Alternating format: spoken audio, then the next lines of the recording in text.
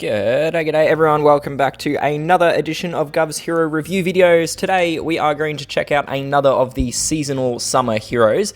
Specifically, we're checking out this lovely lady, the 5-star legendary blue heroine, Guppy, the Sensational Scuba Splasher. Bit of a mouthful there, but that's what she's titled. Guppy, as we saw, is available for summons from the summer seasonal portal, which rolls around once every calendar year. It appears in the month of July and only runs for the entire month of July, so unlike some of the other seasonal portals, we don't get any crossover between months and have an opportunity for multiple heroes of the month. Whoops. So that's the portal that you can summon Guppy from. Even though it's only for the one-off in a year, it is the entire month, so you do end up with about the same amount of time or opportunity to summon for Guppy as you do for most of the other portals in the game. The portal itself, we can check out those odds, so you can see it's coming in there with a 1% chance to draw a variant seasonal hero and a 0.6% chance to draw one of the unfeatured seasonal event the non-variant seasonal hero. So to put that into a little bit of perspective, if you were to do 100 summons in this portal, you would have a 80% probability of gaining any of the event heroes, or the 5-star heroes that is, and then a 63.4% probability of gaining one of the variant heroes from this portal. For the non-variant side of things, it's just a 45.2% probability to get a non-variant hero from this portal, and that's just the general term. So if you are going to go for specific heroes, so if you are going for a specific variant hero, it is still a 63.4% probability. There is only one variant hero in this portal, and that is variant Hudson. But if you are going for a specific non-varianted hero, it is just a 9.5% probability across those 100 summons. So I will note that these last two numbers will flip around a little bit if additional variants get added to the portal. So if, for example, a variant for Guppy gets added down the track, then some of the odds for a specific variant hero will drop off, and the odds for a specific non-variant hero will increase a little bit because you're just moving heroes from one column into the other.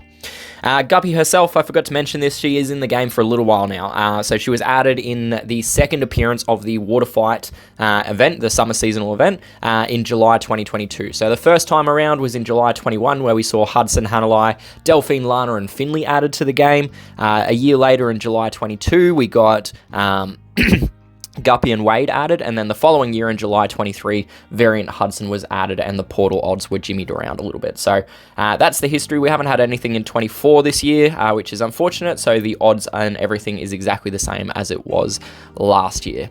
Let's jump across and we can take a look at her artwork. So thank you very much to Raven and Sim11 for passing this artwork along. I am very appreciative. So this is Guppy's artwork. So she is titled the Sensational Scuba Splasher, and being a scuba diver, she naturally has absolutely nothing scuba related on her. She's got a mask, but absolutely no respirator. She doesn't have an oxygen tank or anything like that. You might think the thing on her back is an oxygen tank, but her splashy gun is connected to it, so unless she's shooting people with her oxygen, it's probably not much of a scuba air tank. So I'm not really sure about calling her a scuba splasher. Splasher maybe, not so much scuba. But anyway, that is Guppy's artwork, so feel free to pause it if you wish. But otherwise, let's jump it back across and we can take a look at who and what Guppy actually does.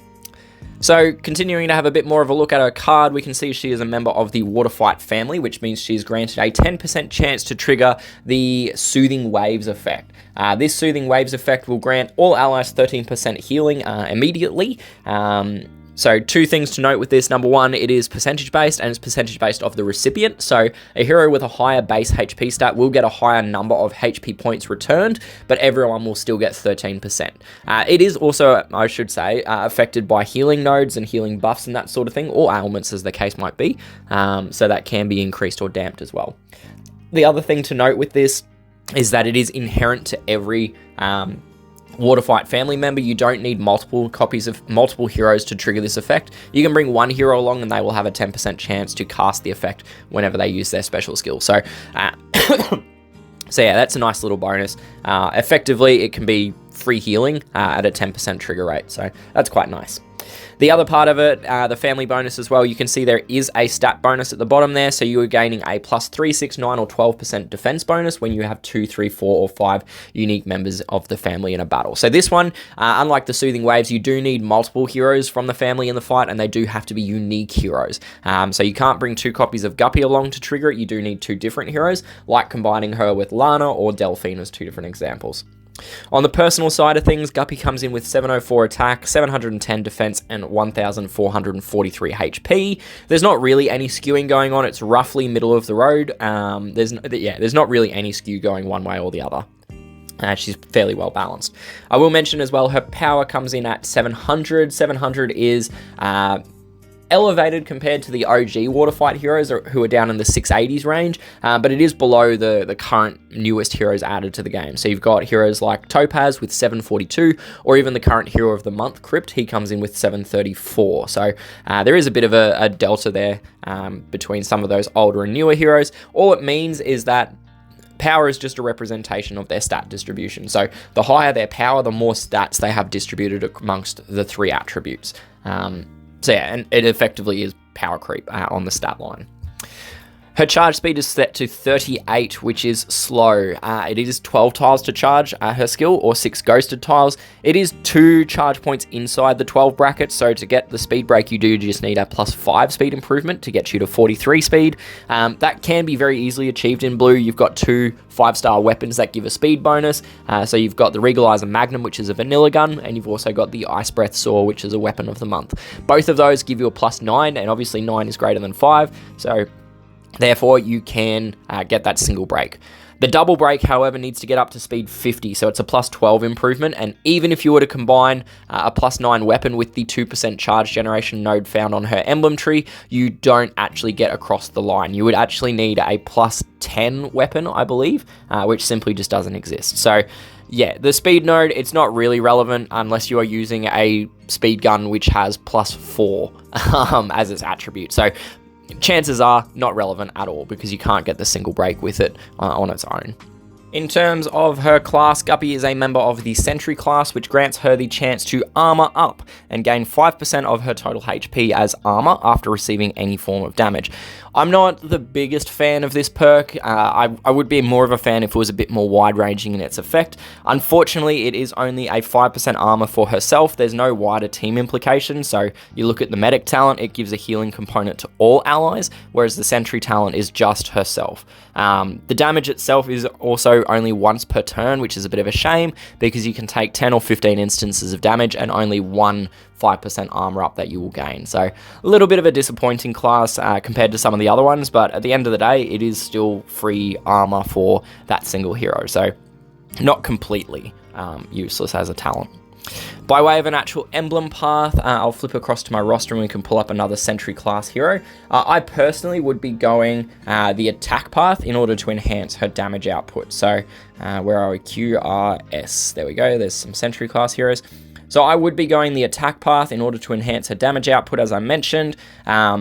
Mostly because there's not really anything in her skill that would warrant her being a survivalist hero. There's nothing that's going to make her super usable if she fires, has to hold on and fire multiple times. So what that attack path looks like is we are going to pick up any nodes that have got attack points. It doesn't really matter then what you pick up for your secondary effects, if it's either defense or HP.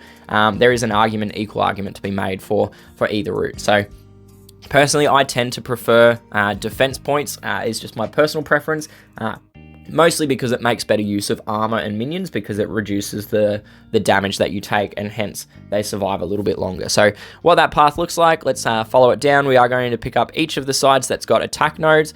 In the middle here, you can see there is no attack nodes. I'm going to go the side that's got 2 useful stats. As I say many times, that healing node is not very useful at all, so it's not worth the 125 emblems that you have to spend on it. Continuing down, we are going to keep picking up attack nodes and defense points, and then I would probably stop it at plus 18. The plus 19 node and plus 20, one side is speed, which we've already said is not very useful for her, and the other side is crit, which, yes, I do love crit, but I'm not a big fan of pushing heroes beyond what they have to be pushed, because I can then use those emblems elsewhere. So that is the path that I would follow for Guppy, following that attack path. The defense path looks very similar. It just picks up a couple different routes if you were to follow it instead. So yeah, feel free to pause it if you wish, but that is the path that I would use for Guppy. Alright, flipping back into the portal, and we'll take a look at what her special skill actually does. So her skill is titled Splash Attack, and at level 10 skill and 38 charge speed, it will deal 210% damage to all enemies. Then it will increase the duration of buffs on all allies by 2 turns, and finally it will provide a plus 64% attack buff to all blue allies for 3 turns. So a couple little bits going on there for us to have a look at. We'll start with the damage component, as we always do. So damage itself, it's relatively easy to calculate. Comparing it though becomes a bit difficult, because there's quite a bit of variability that feeds into that calculation. So for ease of comparison, I compare heroes based on their attack power, which is ultimately analogous to their damage output because it feeds into the damage calculation itself. So attack power is just a hero's attack stat, 704, multiplied by the percentage in their special skill, and we can see that Guppy comes out with an attack power of 1,478 on each enemy that she hits. So if we were to normalize that on the 12 tiles to charge her speed, it comes out as a 123 APPT, ranking her as number 4 of the 9 blue AoE 5 hitters in the game. So not too bad an option. She's kind of firmly wedged in the middle of the pack there. You can see that the best options is obviously Sapphire followed by War Chest. Then there's a bit of a gap to the middle pack of Clara, Guppy and Tremor, and then it drops off a bit towards the tail end with Panzer rounding it out at just 87 APPT. So not too bad, you know. Number 4 of the 9 options in the game is pretty solid. If we were to look at all of the AoE 5 options in the game, there are 44 AoE 5 hitters, and Guppy comes in equal 18th with Variant Stone. So not too bad. She's kind of in the upper half, just inside the upper half, but still, you know, middle of the pack, even speaking there as well. So it is worth noting as well, Blue does have some of the best AoE 5 options in Sapphire and War Chest. So that is sort of just pointing out a little bit as well. So yeah, that's her damage. Feel free to pause and examine a bit further, but yeah, middle of the pack, not too bad in her damage output. She's mostly hurt by that slow speed, really. If you look at the other options in there, Sapphire is so much better, and she's got a higher attack stat, but also much faster speed. She comes in, you know, 1/6 of her speed faster, and that's what drives that big delta between Sapphire at 161 APPT and Guppy at her 123. So if she had a better speed, you know, coming in with 9 or 10 tiles, or even 11, she would be a bit better, ranking a couple spots higher up. Moving on from the damage, we'll take a look at the buff duration increase next. So the line reads, increases the duration of buffs on all allies by 2 turns. So it does what it says, really. Any buffs that are on allies have their duration increased by 2 turns. So if it was registering as 3 turns on the buff, it will become 5 turns on the buff. So pretty simple in how it executes. It is quite useful. You can buff a lot of different, you can extend the duration of quite a large number of buffs. It can be anything from stat bonuses, so attack or defense stats. It can be things like damage share. It can be ailment immunity or ailment reflect effects. It can be even things like heal over time or passive charge generation, counter attack, charge for damage. The list of buffs is actually quite long. So yeah, very, very useful if you do a little bit of nuanced timing about when you're going to actually fire Guppy's skill and get the most benefit out of it. 2 notable things that I will say with the buff duration extension is that when it comes to heal over time buffs, and as well as charge over time, it doesn't affect the tick per turn, it just extends the number of turns that it ticks for. So what I mean by this, if we take the example of Ksenia is giving a 342 HP buff over 3 turns. So what that looks like on the hero cards is it is registering as 114 HP for 3 turns.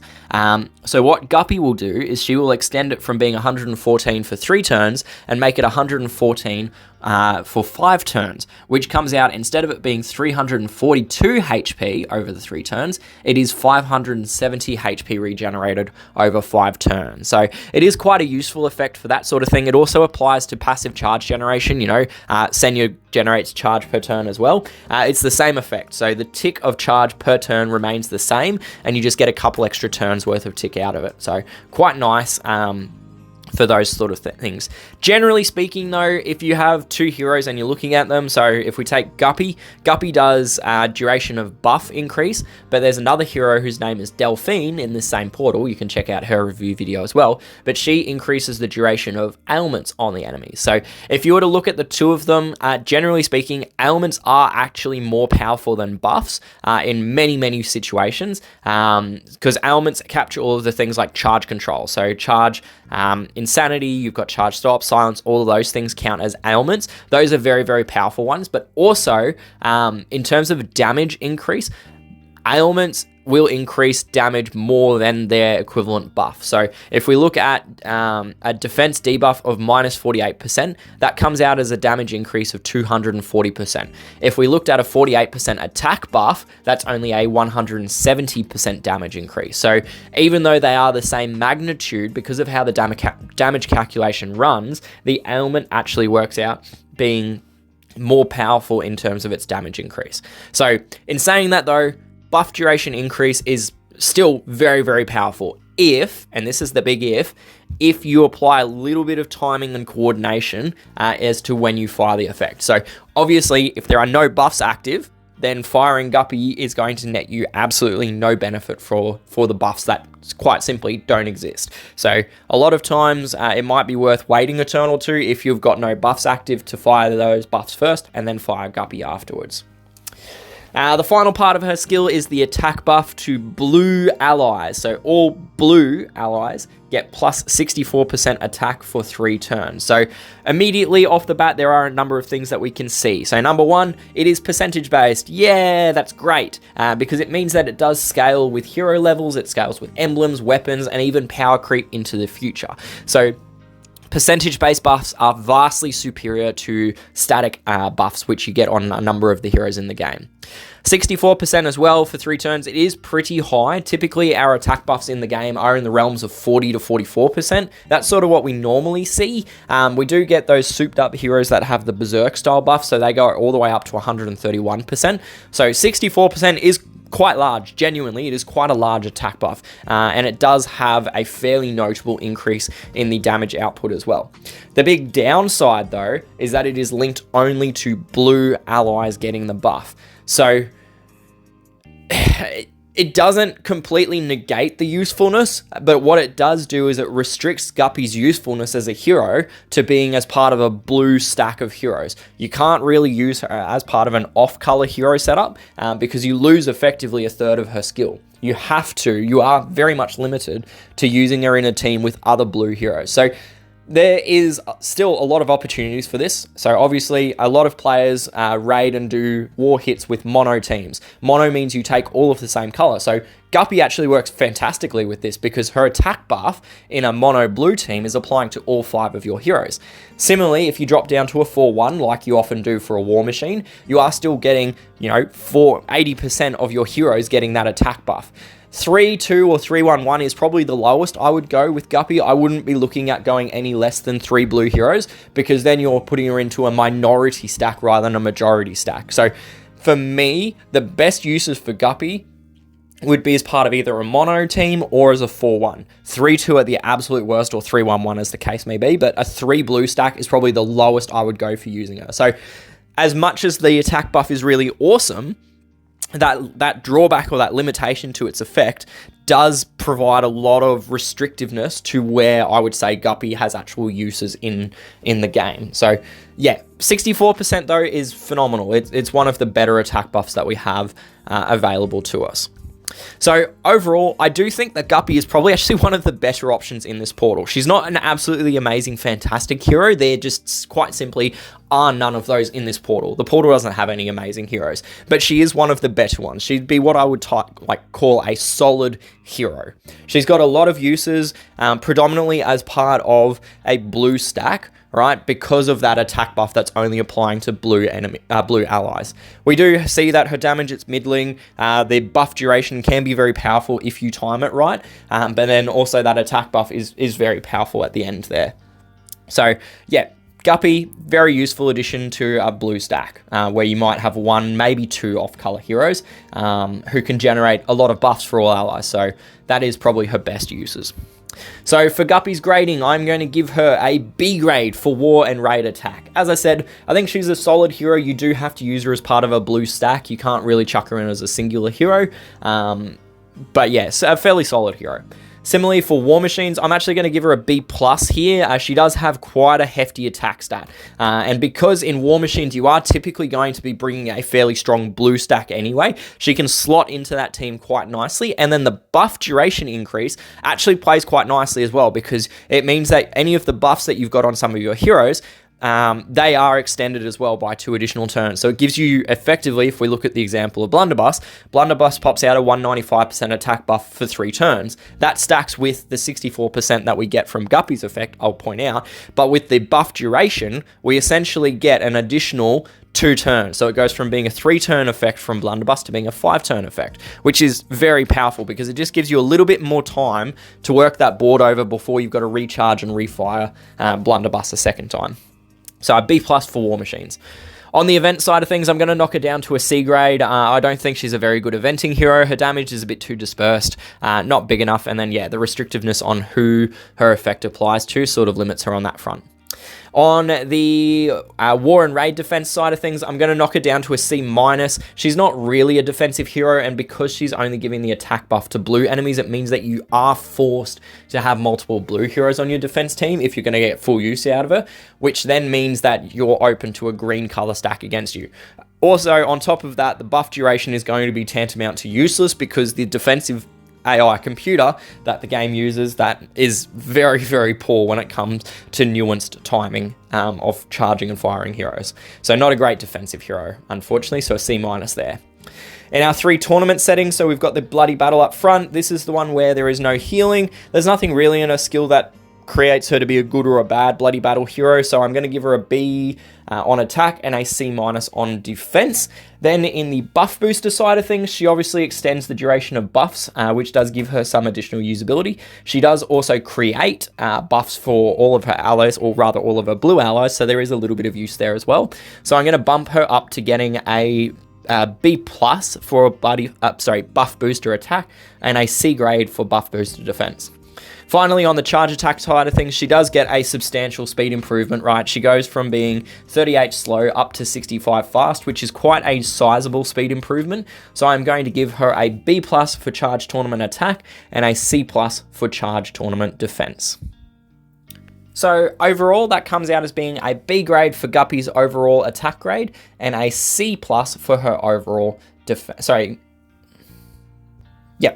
B for her overall attack grade and a C for her overall defense grade.